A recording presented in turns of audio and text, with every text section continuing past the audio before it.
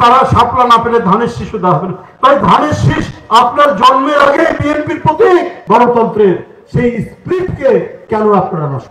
আপনারা চেয়েছেন শাপলা, আপনারা কথা বলুন নির্বাচন কমিশনের সাথে আপনাদের দাবি নিয়ে, আপনাদের প্রতীক নিয়ে। যদিও শাপলা একটা জাতীয় প্রতীক, জাতীয় ফুল, এবং এই জাতীয় ফুলটি একটা জাতীয় প্রতীকে পরিণত হয়েছে।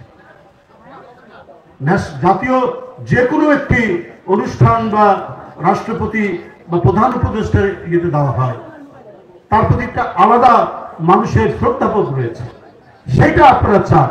যা হোক, আপনাদের দলীয় বক্তব্য আপনারা বলতে পারেন, কিন্তু তার সাথে ধানের শীষ কেন নিয়ে আসছে?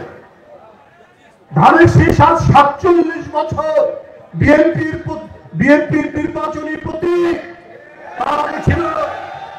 তার আগে ছিল মৌলানা মজলুম জননেতা মৌলানা আব্দুল হামিদ খান ভাসানীর, তার যে রাজনৈতিক দল ন্যাপ, তার প্রতীক ছিল।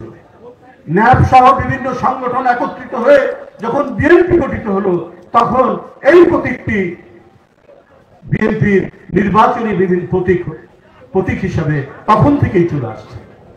এটা যেন মানে বাড়ির আবদারের মতো।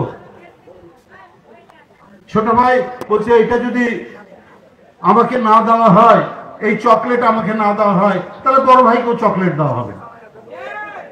ব্যাপারটা এইরকম, তারা শাপলা না পেলে ধানের শিশু দেওয়া হবে না। তাই ধানের শীষ আপনার জন্মের আগে বিএনপির প্রতীক, সেই প্রতীক আপনারা কাউন্টার করছেন। আপনাদের শাপলা না দিলে ধানের শীষ দেওয়া হবে না।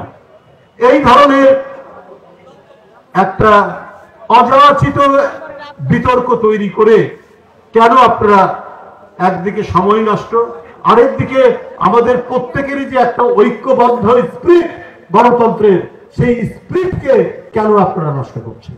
আর এই সুযোগ নেবে পরাজিত শক্তি, এই সুযোগ নেবে সেই সমস্ত টাকা লুটেরা, এই সুযোগ নেবে গণতন্ত্র হত্যাকারী।